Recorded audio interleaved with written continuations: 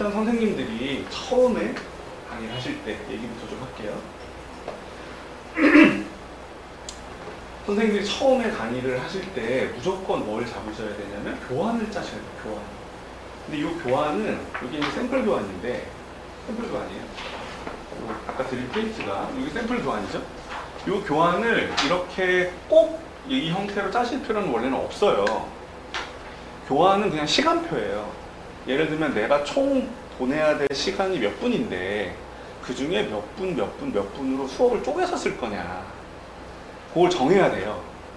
근데 사범대에 나오신 분들은 아실 텐데 사대에서는 교환을 짤 때 뭐까지 짜냐면 대사까지 짜요. 대사. 내가 이 시간에 무슨 대사를 칠 거다. 그러면 애들이 무슨 대사를 하겠지?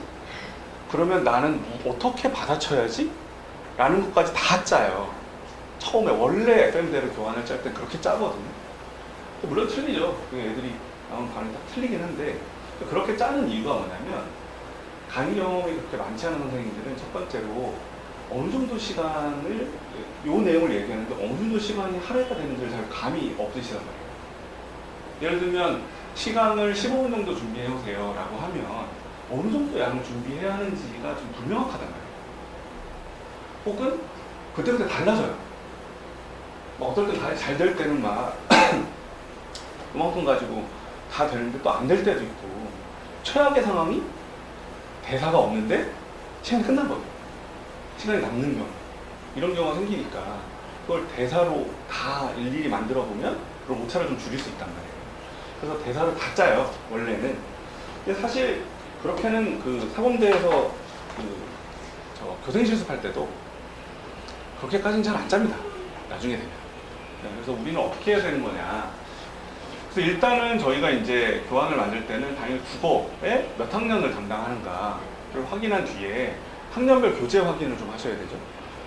그렇잖아요? 그다음 학년별 교재 구성 같은 건 다 알고 계셔야 되는 거죠. 그리고 지금 뭐 초중을 이제 지원하셨고, 선생님들은 혹시 따로 지원한 학년 있으세요? 고등부. 그러면 저희 학원에 이제 중등부나 고등부 교재의 구성이나 뭐 이런 거는 알고 계셔야 되는 거잖아요. 그죠? 예를 들면 이제 고등부 같은 경우는 교재가 어휘 교재를 제외하고는 3권으로 구성되어 있고, 모의고사 수업, 뭐 문학 수업, 독서 수업 이렇게 구성되어 있거든요. 그런 것들을 알고 계셔야 되는 거죠. 그리고 나서는 뭘 하냐면 이 고등부를 기준으로 한 건데, 아 지금 수능 강의를 하는 건지 정규 수업을 하는 건지 내신 수업을 하는 건지 특강 수업을 하는 건지를 정하셔야 돼요. 예를 들면 수능 정규 수업의 경우는 기본적으로 저희가 4시간 동안 진행하잖아요. 고등부는. 중등부는 3시간 진행을 하고, 고등부는 4시간 진행을 해요. 그래서 80분, 80분, 80분을 1교시씩 진행하거든요. 그런 거를 체크하는 거죠, 그 내용. 그래서 그 체크된 내용을 어떻게 쭉 흘려보낼 거냐, 시간을 이렇게 짜고 그 시간 내에 어떤 걸 할 거냐, 이걸 정하는 거예요. 그래서 요거를 식수별로, 예를 들면 수능 수업인데 2월 몇 주 차에 몇 분 동안 수업을 진행하는데 이걸 어떻게 쪼갤 거냐. 뭐 예를 들면 80분, 80분, 80분을 쪼갰는데 뭐 아니면 80분, 50분, 25분, 뭐 50분 뭐 이런 식으로 쪼갠다. 그러면 이 80분 내에는 뭘 할 거냐. 이걸 할 때 이제 예를 들면 뭐 독서의 경우는 독해를 강의하는 방법론에 대한 것들이 있단 말이에요. 예를 들어서 뭐 좀 이따가 제가 집필할 때 좀 자세히 말씀드릴게요. 어떻게 독해를 할 건지에 대한 방법론 강의를 할 건지, 아니면 실제로 제시문에 들어있는 독해를 실제 진행하는 수업을 할 건지, 뭐 문제풀이 강의를 할 건지, 아니면 두 개를 섞을 건지, 이런 걸 정하는 거죠. 이걸 정해서 시간을 정하고, 그러면 내가 그 시간에 해야 될 멘트를 정하는 거예요. 이걸 실제 교환에서는 막 그 어미까지 다 쓰거든요. 근데 그렇게까지 쓸 필요가 없고 단어나 문장으로 정리해 놓는 거예요. 그래서 뭐를 막는 거예요? 빼먹고 나오는 걸 막는 거죠. 내가 이 수업 시간에 이거는 꼭 얘기를 해줬어야 되는데 빼먹는 경우가 생기면 안 되니까 그거를 막는 거예요. 그 다음에 뭘 하셔야 되냐면, 제가 아까 이제 강좌는 연예인하고 비슷하다는 얘기를 했는데 이걸로 플로우를 만들어야 돼요. 내가 이런 얘기를 할 거란 말이에요. 다 정했잖아요. 이 내용은 여기서 다 들어가야 돼. 이 수업 시간에 다 얘기를 해야 돼. 그 다음에 어떤 순서로 어떤 방식으로 얘기를 할 거냐. 예를 들면 뭐 어떤 사례를 가지고 얘기를 할 거면 사례를 뭘 넣을 거냐. 이 사례를 가지고 요 얘기를 해야지. 뭐 이거 정도는 계획을 하고 들어가셔야 돼요. 그 다음에 뭐 농담을 하더라도 여기서 어떤 농담을 만들 수 있느냐. 이런 걸 만들고 들어가시는 게 나아요. 처음에. 그리고 이게 꼼꼼해질수록 강사가 이제 자신감이 높아져요. 제가 볼 때 선생님들이 어제 그 선생님들이 자신감이 별로 없으세요. 자신감이 없으면 애들이 금방 알아요. 자신감이 없어. 자신감이 없구나. 이렇게 아는 건 아니지만 뭔가 불안하고 신뢰감이 안 가는 느낌? 네, 그 자신감은 기본적으로 되게 여러 가지 거에서 나타나는데 첫 번째는 이제 시선 처리. 두 번째는 어투. 선생님들이 긴장하면 이제 선생님 목소리 막 바이브레이션이 막 들어가요. 떨려요. 목소리가 떨리고 톤이 같아져요. 다 톤이 같아지고 속도도 같아져요. 그 똑같은 톤으로 야로 처음부터 확 강의를 한단 말이에요. 그런 것도 되게 불안해져요. 그 다음에 어제 정부장님이 좀 잠깐 얘기하는데 퍼즈가 너무 길어요. 강의를 하다가 갑자기 멈추고 생각을 한다는 거예요. 이런 게 자연스럽지가 않아요. 그러면 자신감이 없는 거죠. 자신감을 그럼 어떻게 갖냐? 경험이 많아지면 이제 아마 갖춰지시겠죠. 경험이 늘어나면.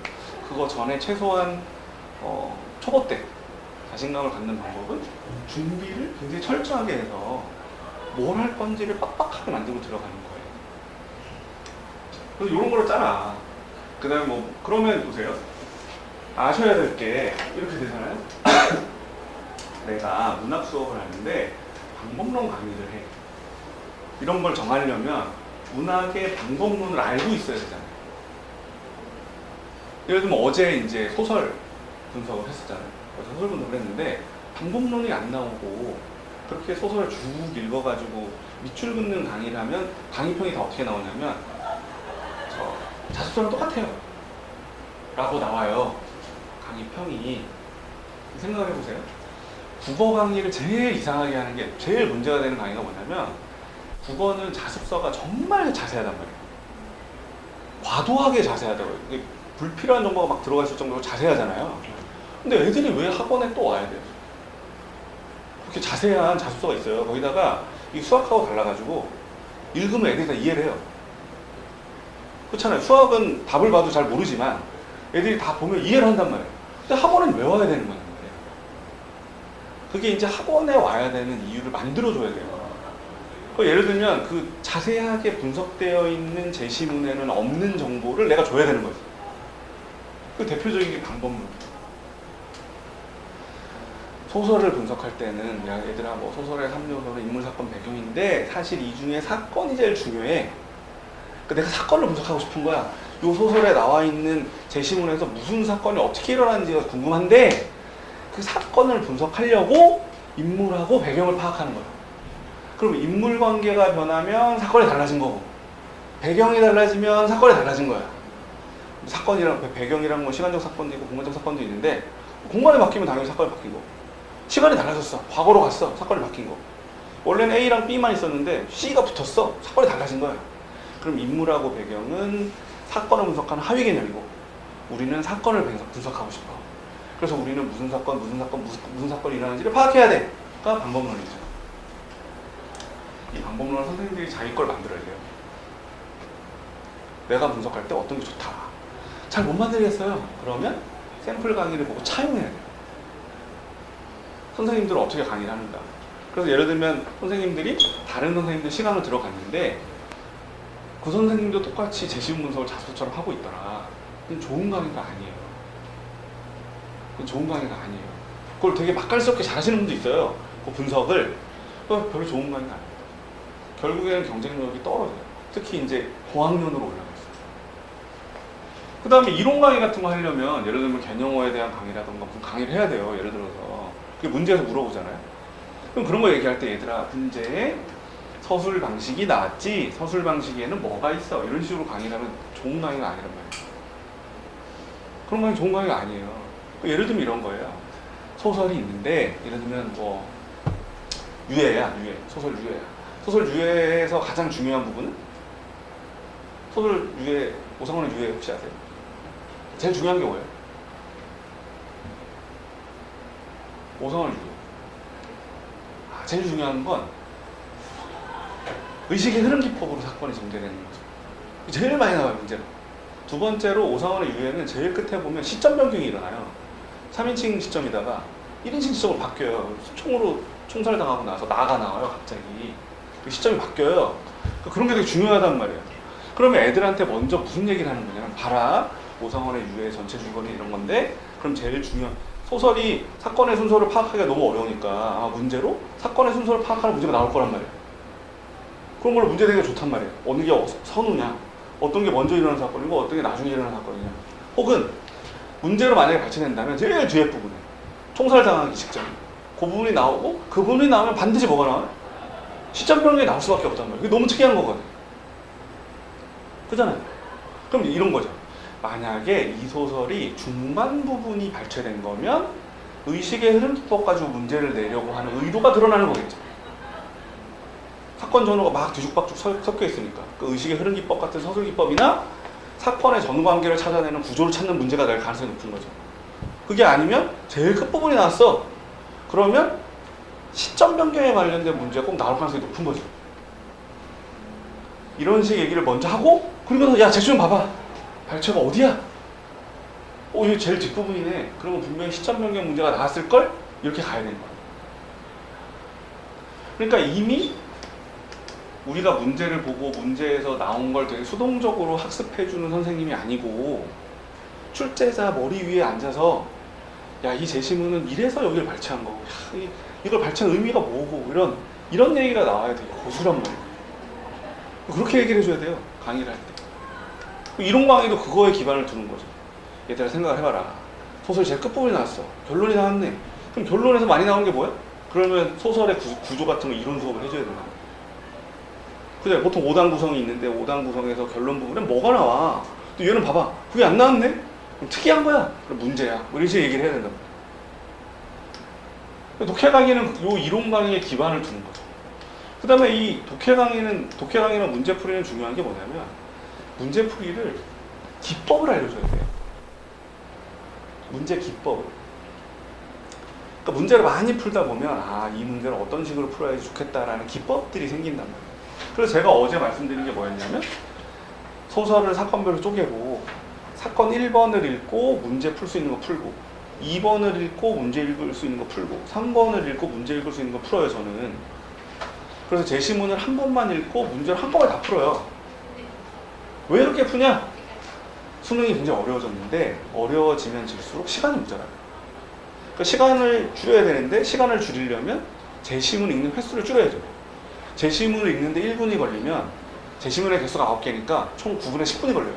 수능을 풀 때 한 번 더 읽으면 20분 걸리고, 한 번 더 읽으면 30분이 걸린단 말이에요. 시험 시간이 80분밖에 없는데. 그래서 제시문을 읽는 그 횟수를 줄이려는 풀이 기법을 만든 거예요. 그래서 애들한테 이걸 설득을 해요. 이렇게 풀어라. 그래서 문제풀이법을 알려주는 거예요. 왜 이렇게 풀어야 하느냐, 이런 얘기를 막 해주는 거죠. 안 좋은 수업이 뭐냐면, 얘들아, 문제를 먼저 읽어라. 왜? 몰라, 선생님. 왜 문제를 읽어야 되는지 몰라. 그럼 애들이 막 질문을 해요. 아니, 선생님, 이거 보기까지 다 읽어요? 문제 읽을 때? 선지도 다 읽어야 돼요? 이거 물어보잖아요. 시간이 많이 걸리는데 읽어야 돼요, 안 읽어야 돼요? 왜 읽어야 돼요? 왜? 그래서 문제의 선택지는 문제를 낼 때 필요한 개념들이 들어있단 말이에요.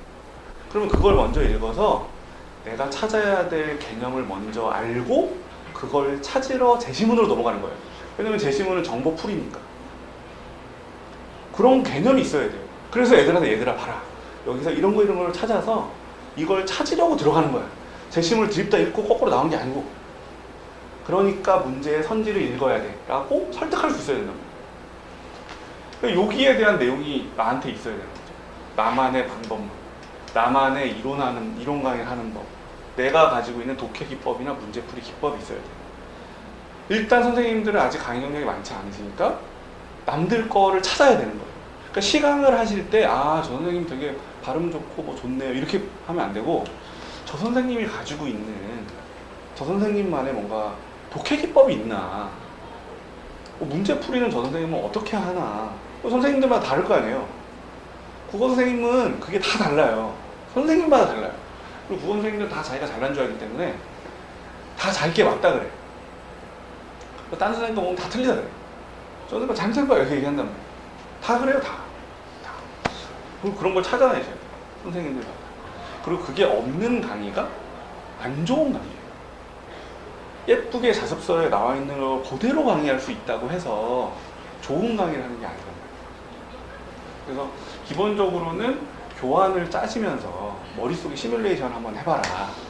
내가 실제로 이 강의를 한다고 하면 이때 무슨 내용을 얘기할 거냐. 그리고 이 얘기할 때 나는 보통 몇 분 정도 걸리냐. 나는 이거 할 때 한 10분이면 되더라. 뭐 나는 이거를 얘기할 때 한 20분 걸리더라. 이런 거. 그 다음에 나중에 경력이 쌓이시면, 경험이 쌓이시면, 이건 좀 애들이 어려워하니까 쉬운 반에서는 좀 짧게 가자. 아니면 좀 상위권 반에서는 이걸 좀 더 자세히 해가지고 심화로 가자. 이런 걸 만드실 수 있어야 됩니다. 그게 교환 짝이다. 그래서 교환을 한번 짜보면 좋을 것 같다.